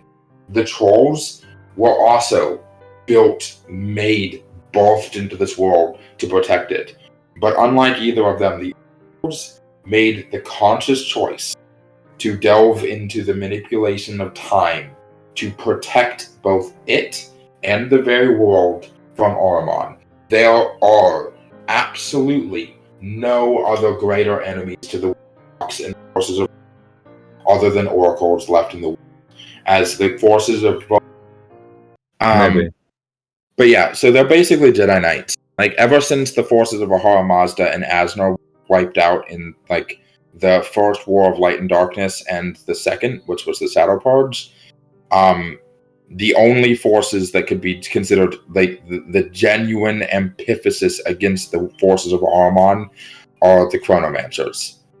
If Warlocks are Sith Lords, Chronomancers are Jedi. Their only point in existence. And it also lists that they are the least likely to become corrupt and or to go against the wishes of the trolls. It is extremely rare, and if not very difficult for them to actively work of their own accord versus the need of the world. As once you start seeing the visions of time move in front of you and understand its workings and inner mechanisms, it is difficult to argue with its logic. I see. I am going to then become... I am actually very curious with that. It should be noted that the book doesn't teach you how to be, just what they do. Does it give me the steps to start? I mean, you'd probably have to find an oracle to learn it. How hard would it be to start from scratch? Almost impossible. I mean, you would understand that in order to properly start learning the process of learning this magic, not only is it greatly sacrilegious due to the fact that none of the paths of magic were meant to be mixed. So as a Dominus, you're already not supposed to know other magic. But if you were to be taught, you would need to have a very clear mind, a very open to the influences of seeing the truth of the way that the world works. And you need to have an open and clear mind and body to start the process. And that's assuming that you have a team. There basically isn't any way knowing the spells, because the 5 paths of magic function intentionally very differently. I see. Wow. I am going to keep on the lookout for that. Yeah, if the opportunity arises, you are interested in dual pathing into Oracle. Yes. I am going to cause so many problems. Brian Hycro identified the problem. Their pronouns are try and me. Okay, what is the last thing that you wanted to do before the scene with Mona? I want to create a spell. You want to create... Okay, that is something that you can want to do. That was something that I wasn't sure if I'd be able to do, but I want to give a shot. It can't be a spell more powerful than what I'm capable of. Okay. Yeah. So kind of what I want to go for is I want to take the aspect of chronomancy and mix it a bit and I want to take my Dominus powers and I want to begin to mix it a bit into chronomancy. And the end result of what I'm trying to go for is a way to slow down someone's mind for a time being. Oh, so change their perspective on make it so that their perspective is that the world has slowed down even though it hasn't. Kind of. Either that or just have their their processing speed be slower. So it would be a spell that essentially reduces a person's enlightenment score. Possibly. Either that or like reaction time or something like that. That's really interesting. I'm going to. I'm not deferring. Enlightenment score would actually probably be better, but I'm not deferring to, but I am asking. Mona, what do you think? Do you think that what level are you right now? Brian is level 3, and he has caster status level 3. Okay, so let's take into account because this would probably be more like this more accurately to me fits what oracles would do, but I think I see what you mean by the slowing down of perception and stuff like that. So what I would say is a level 3 spell probably, in which you roll your caster check against a person's meditation body control, in this case. And if you succeed, you reduce their perception and their reaction by their perception-based skills and their reaction by an amount equal to your caster status plus boosting on 5. I was going to have it that it reduces their enlightenment overall, their enlightenment score by 1. I don't think it should reduce enlightenment. I think it would be better if it reduces specifically perception and reaction. That way, you get the same effect without affecting their overall score, their overall stat, because that would suck to have your enlightenment reduced for an entire day. You don't know why. Instead, you can't see as easily, you can't smell as easily, your senses are dulled with the perception thing, and then if they do see you, your reaction can fuck them up. Yeah, okay. So yeah, you can do me a favor. Yes. What am I rolling here? Roll me, let's see, it would be an occult check, so let me double check the fortes. I have an occult. I don't have a lot in Actually, wait, instead of outright getting rid of reaction, how about it reduces their perception and their insight? Yeah, well, I mean, there aren't a whole lot of enlightenment spells to be enlightenment-based skills to begin with. If it just reduces enlightenment, it only affects 3 skills. It doesn't just affect that because you're not making the person dumber. You're not harming their ability. They should still be able to be outdoors meaning and stuff. But if you get rid of insight and you get rid of perception, they're not gonna be able to as easily tell if you're lying to them. They're gonna seem duller and slower. If you want to try to sneak past them, they're not gonna have as good of a time as seeing you, stuff like that. Okay, that's fair. Okay, so you're going to be rolling occult learning spells, which is the closest. And it is a high DC, but you get to roll multiple. Fail. I want you to describe attempting to cast the spell on either someone or something and failing, and then trying again. You get 4 attempts within the course of this year.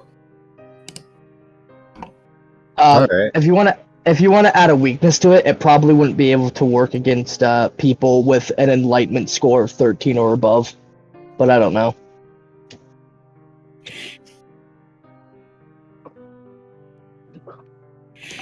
I will work out the specifics of the spell depending on how successful he is making it. What do I need to roll?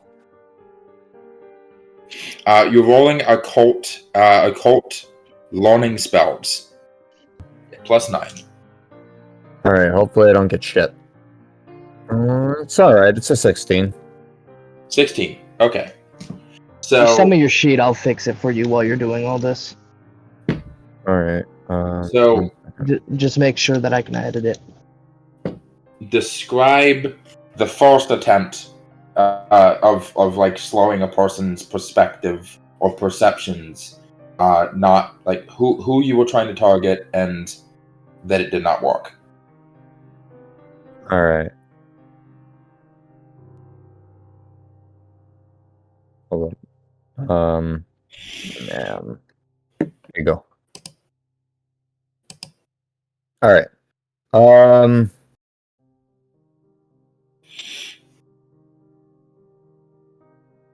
I'm gonna ask one of the family members if they'll help me with this. You just ask Leopold. He's like, "Sure, man." No, Leopold's mind is too slow. He's not gonna notice a difference. Carvor. He seems pretty like fucking energetic and fast. All If right, if it slows down him, then I know I've got progress. He comes in. He's like, "You're not gonna like make me want to fuck dogs, right? That'd be really fucked up of you. Sorry, not dogs. Yeah, Cats." I found out what was wrong. What? You were using an older version of the sheet where the person who did the math accidentally made it to where instead of calculating your intelligence score, it calculated your enlightenment score. That makes more sense. Okay. Oh, Anyway, so he's like, "You're not gonna make me want to fuck cats, right? That'd be really fucked up of you." No. Okay. Not as far as I'm aware. Anyway, hold still. This couldn't hurt. Shouldn't or what? As I start like speaking the ritual and performing the enchantment, as I cast the spell. And Say this shouldn't hurt. Say this couldn't hurt. it shouldn't hurt. And he's like, "What the fuck does that mean?" No, he said this couldn't hurt. It couldn't. What? That's even more ominous. That's even more ominous. Yeah. I'm fucking unleashing my inner TF2 medic for this scene. As he What just does that mean? for a couple minutes, and he's like, "Okay, what was supposed to happen? Like, I'm not in love with any of our sisters, and I don't hate God. So, like, and, did you make me forget something?" How many fingers am I holding up? I'm holding up 3. 3. Okay. Plus, like, plus your middle finger behind the back. You bitch. Alright, it didn't work. Oh shit! You suck as a mage. Fuck you. That's why I'm not a mage. Mages suck. See all that noise you're spilling out. It's the sound of progress. Now, get the fuck out of here. I gotta go back to work. Alright. Have fun with your books, nerd. Oh, by the way. What? I toss him a coin. Go buy yourself something. Have fun. Fuck yeah, beer. He just leaves. Alright. Yeah, I pay my guinea pigs. I don't. A couple chains later, you try. Roll again. This you don't get a bonus, but the DC has decreased. Alright. This is same guy. Cover again. Yep. 17. Okay. Doesn't work again. Fuck. Oh well. Maybe no. Maybe we should try on somebody different. Hey, dumbass, try not saying the words out loud. That's entirely possible. Like, you really think you're gonna have time in a fight to say this out and then not get caught as a mage? You're smarter than that. Alright, I'm gonna go buy myself more beer, thanks. Yep. Fast forward to, like, halfway through the time skip, so like a year and a half in. Yeah. Not a year and a half. Like about 6 months into so this is still before Morrigan starts forming the mercenary group. Roll me again. The DC has decreased again. Come on, here we go. 12. Doesn't work again. Yes. Yeah, for this one I specifically tried to avoid speaking and just like perform the hand like somatic components And I realized, like, in order to actually like practice and build it up, I actually have to speak and then learn to just kind of change the like dialect a bit. As you get one last try,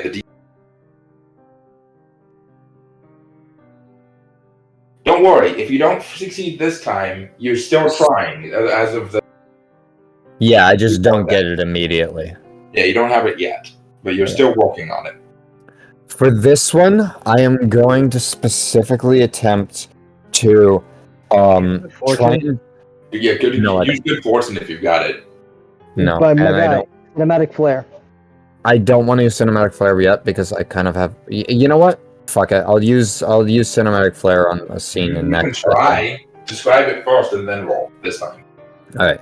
So for this particular event, what I am going to do is I am going to attempt to to when I do this, my goal is not to speak it out loud. I'm going to attempt to hum it, kind of like in a low tune, as I like perform the click shoot of the somatic components, as like I am attempting to essentially not speak it out loud, but not like, you know, not like completely no noise whatsoever. I kind of turn it into like not a hum, a whistle, as it's like this whistle that starts. Oh fuck! It's the whistle death from Puss in Boots. Yes. As I like fucking like make this whistle and I slowly like it starts off with a super high like jolt up and then it goes down and slows and becomes this like low kind of like monotone noise that eventually slowly fades out as I like aim, put my like hands and like run them along, like run my thumb along my palm outward to my index finger, flick kind of as the like whispers, as like the whistling itself kind of shoots across the air and up into Carvor's nose, and it's an invisible thing that only I can see as visualization in your own mind. Yeah. Roll. I think that's interesting enough. That's a different way of doing the 3 attempts. So yeah, you can add cinematic here. Hey, let's go. It's plus. I would have put magnetism on this before I cast this. Is that possible? I want to be a bitch. I want my +1. You get your +1, you stupid idiot. Ooh. +1. Congratulations. +1. +1 indeed. I'm now rolling at a 15. Wait, +1? 28. How do you get a +1? Oh no. Magnetism. He's getting a +. Magnetism Okay. Magnetism is 50% of my caster status, so I get a +1 onto the +5, which makes it a +6, which turns my 9 into a 15. Magnetism only gives you a bonus to presence, doesn't it? Yes. Yeah, which Then he's how is stacking this helping you? Cinematic flare is He's presence. stacking magnetism with cinematic flare. Oh, okay. Yeah. Don't worry, I know what I'm doing. Yeah. Sorry. What did you roll specifically? 28. 28 or 20? 28. 28. Gee, okay, yeah. Got a 7 and a 6 plus 15. You flick your thumb across the palm of your hand, visualizing this whistling force just penetrating into your brother's from the various orifices. Poorly worded, I know, but whatever. As he starts his eyes immediately get kind of beat, and he's just like, "What the fuck? What You feel drunk, right? Like out of it. It's slowed down, right? Yeah, that's a good way to word it. How many fingers am I holding up? I'm holding up 4 this time, and I'm counting the seconds for how long it takes him to come up with this. He says 4, but it takes him like a solid, like he just like kind of squints at you and just like for like a couple seconds, and then he's just like 4. Wait, 3, 4. One of And I'm those. holding the middle finger behind my back as well. Yeah, he doesn't even mention the middle finger this time. Fuck.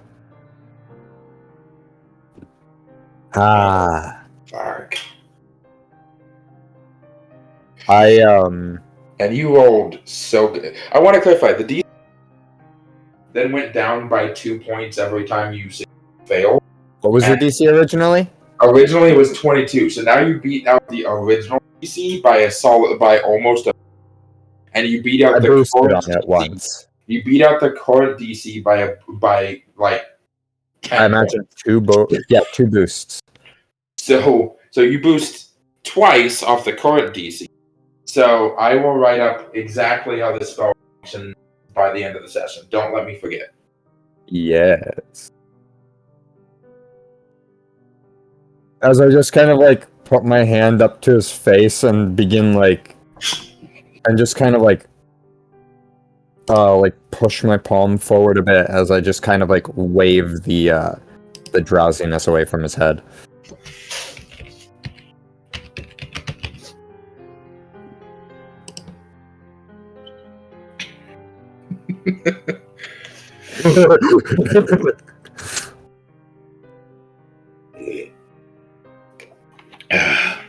As they'll never see me coming. Now we are going to cut to the scene which is about 8 months in about 7 to 8 months into the year. It's day 67, so it's like towards the end of towards the end of the cycle of like the second cycle. As yes, you and Mona talking about mercenary stuff, probably at your own home, probably like over breakfast or something. Nah, in my office. Oh, come now. I don't care. In my All right, office. I'm walking in. It's a nice chick you got there. Can we say the Kitsune is actually in here? You probably just walked in on them. No. Okay. You walk in, like you were invited to the office, right? Like earlier this morning, Mona was like, "Okay, if you later," so you swing by, you get some time off work, and they say, "All right, we don't have anything else for you to do today. You have the rest of the day off." You say, "Oh, sweet! I don't have to wait till like later tonight." So you go see Mona now, and you walk in. And Mona's just like kind of leaning over her desk with like a weird kind of she looks kind of sick, and then she's immediately like surprised and like kind of ends up posture as you walk in. I'm going to DM Mona real quick. Okay. I think I know where this is going.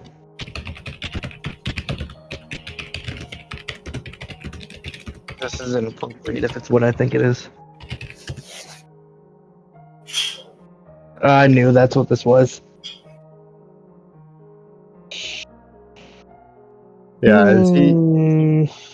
Okay, fair enough. He walks in and looks at you. What are you doing here? He turns around. I don't know if you got your pants on or whatever, but that's like a really weird position, and I'm pretty sure I know what that is. So she's completely clothed. Well, as far as you can Yeah, tell. no, she's good. No, She's wearing a fucking like sort of suit top skirt combo right now. Okay. You haven't All right. answered my question. Why are you here? Why am I here? As I just like turn around and like toss the book onto your desk. This is my book of tactics.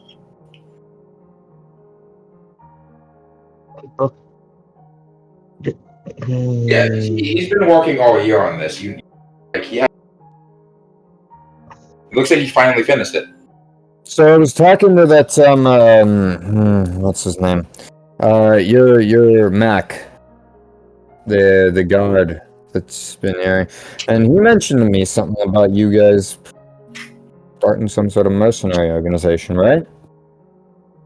Yes, that is the plan. Good. That's nice. Well, I'd like to get involved on that.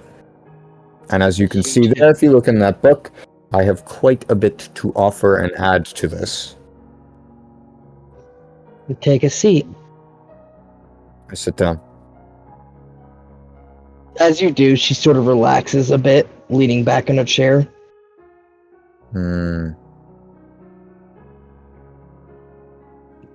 So, looking at the book of strategy. You wanted to join my little group I'm making, then.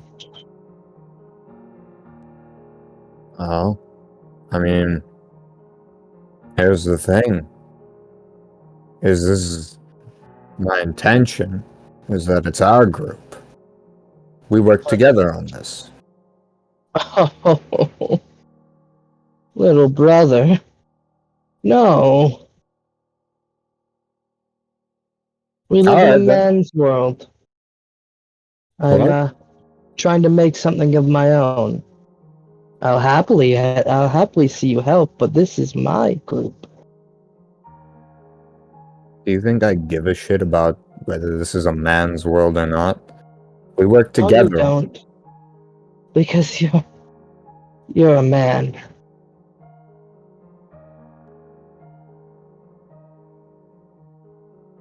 You know Brian has like literally, by the way, you know Brian has like literally no care whatsoever for like gender discrimination. Like that would not be a concern of Mona. She has lived with gender discrimination her entire life. Yeah. Like, whether Brian actually would probably fucking defend you if something like that came up. Yeah. Well, it doesn't change the perspective here. Like she's saying, I'm trying to build something for myself, and it makes it very difficult for me to do that. I don't necessarily want to share all the credit because that like takes away from my accomplishments. Because I will. You should actually probably be quite aware that if you went co-owner on this, almost everyone would be like, "Oh yeah, this is Brian's mercenary group," and they would completely cut her out of it.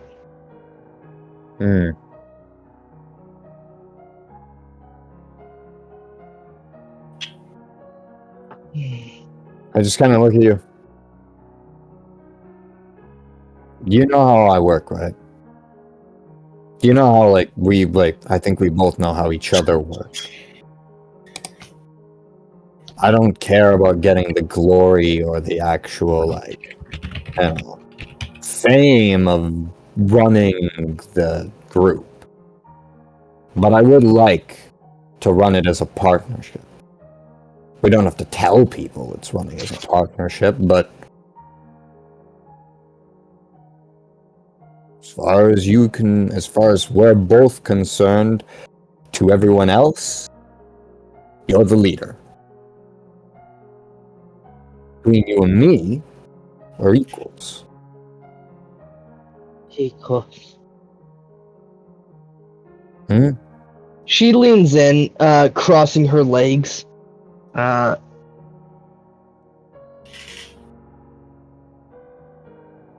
she crosses her legs, she leans forward towards you. You and I have never been equals. You know that, right? He just smiles at you. I may have been liked and a favorite child.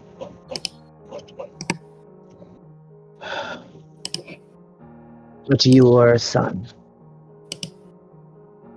The opportunities presented to you by father and by mother have always been grander and greater. And now I'm giving you the opportunity to piggyback off of my works and do what you need to do to get where you need to be, where you want to be. Without typing. Dumb bitch. You want me to piggyback off of you. Look, brother. I will offer you this. You by no means are going to be put in any form of executive position in this company.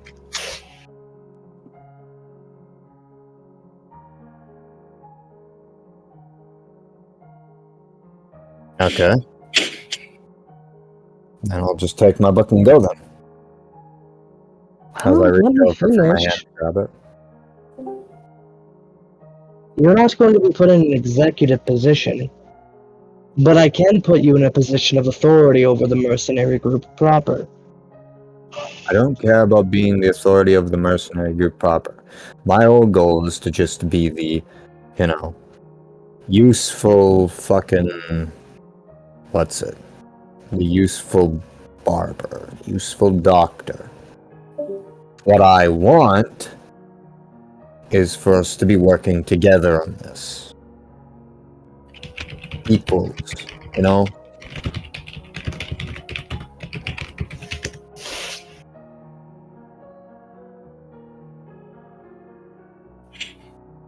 You seem to think that you're the only one who's been shat on your entire life.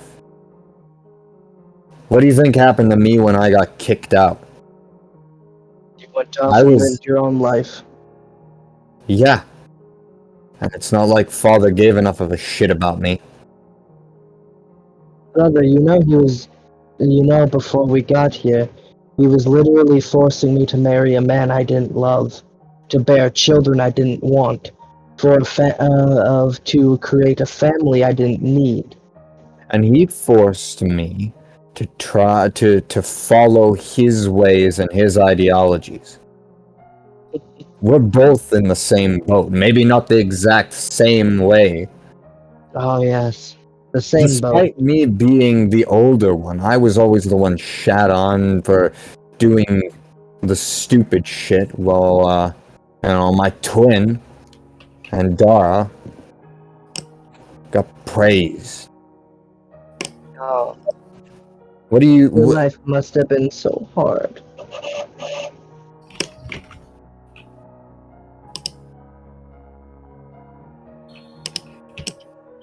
He just looks at you with an "oh, really?"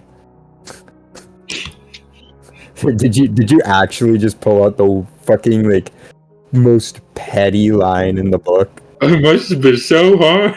That's a Mona thing to say too. You would see Mona begin to her knee begins to shake as she's getting it sort of seems like annoyed. It sounds to me as if you wanted to try to compare trauma. I don't really want to do that. I'm not trying to compare trauma. What I'm trying to do is let you know that you're not the only one who's been through shit. I'm not saying what I've done is worse. What I've been through is worse. You hear Mona let out a fucking as she just puts her hand down below the table, grabs the Kitsu's hair, and pulls her up. No more of this. Oh, come on. Hi, Brian. You're looking nice today. As always, I am. You too. Thank you. Mona, you're no fun. That was fun. I was tickling them. I'm trying to I'm glad it was only tickling. Oh no, it started off as not tickling. But I didn't want to distract her too badly. She says, like, having, like, an utterly innocent... Fucking bitch. She mutters that under her breath. Alright, okay. I, for one, think that he would be a very useful addition. He's easier to work with than men, because they don't all want to...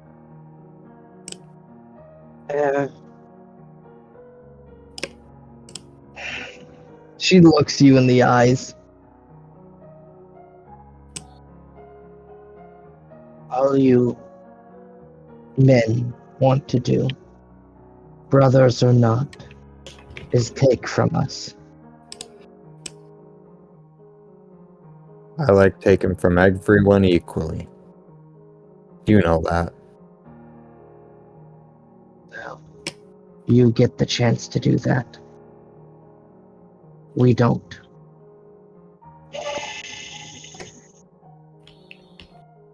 She's kind of looking at you like, this is a human problem. She's like, she was gonna interject with, like, I don't know what you're talking about. Right, humans are sexist. Mona stares at her like, yes, I'm aware. Well, now I'm giving. As I point down to the book. Does that not amount to something? Well, let me read it. Mona, let me read it. Fine, read it. Is it... What language is it written in? Do I want to be a dick about this? If it's written in Pelganese, it's fine. She speaks and reads Pelganese, so... I assume it's going to be a very big red flag if it's in Thraxa. That's immediately, like, not able to be published, and it will be burned. And you'd probably be hung for writing. Alright. So, it's in a mixture of, Thuban, because apparently I know that, Genton, because I was, like, practicing how, like, Why not just write it in Pelganese, dude? It's Why a book not other write it people are in gonna one read. book? Like, have other people make translations of it, but, like, the original copy should be in one language. No, I was having it in different languages to confuse people. Why? You're looking to publish it. I'm not looking to publish it. I'm looking to keep this as my own personal, like, notes. Oh. I can't read a lot of those languages, dumbass. Oh, right. Alright, never mind. In that case... No, yeah, because I probably wasn't thinking about adding you to this thing either, so yeah, of course I wouldn't have it written in, I'll have, like, most... Dude, parts please just be put it in Pelganese. Pelganese so it's simple and works with what you're trying to go for here. Alright, fine, whatever, it's Pelganese. Thank you. Jesus Christ, bro. You two always doing complicated shit, whereas Morrigan's over here just being gay. I love Morrigan, I love you. You're appreciated. Morrigan appreciation post.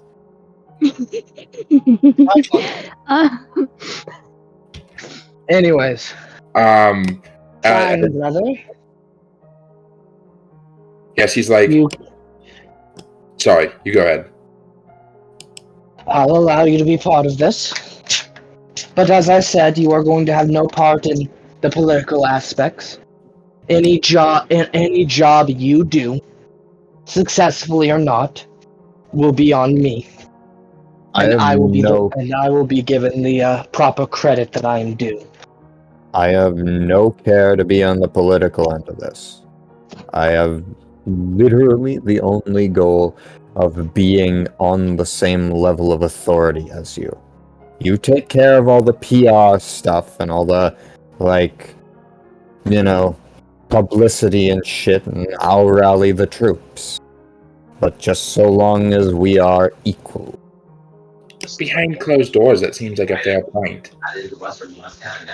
Besides, you two can bond. You clearly have some problems. Like not knocking.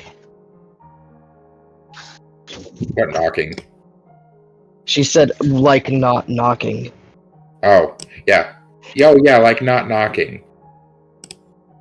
Me and my brother don't have these kind of issues. You and your brother are perverts. Excuse me. That is not true. The lies of a kitsune, am I right, brother? Can't trust them. You can't trust the fox fang. He just like gives like a soft smile, Human like a racism. smirk. She just looks over at Brian. I need you to like bully her more. He looks up at it. Bet. Bullying me is a bad idea for the entire family. Bet. She needs to be a little humbled. I'm going to grab this kitsune, and I'm going to pull her into a full-ass kiss. she pulls in. She was expecting that poking the hornet's nest would get a reaction out of you. Now sit, fox. As with that, I am going to take a quick break to go get myself some food. Like and subscribe. Ring that bell.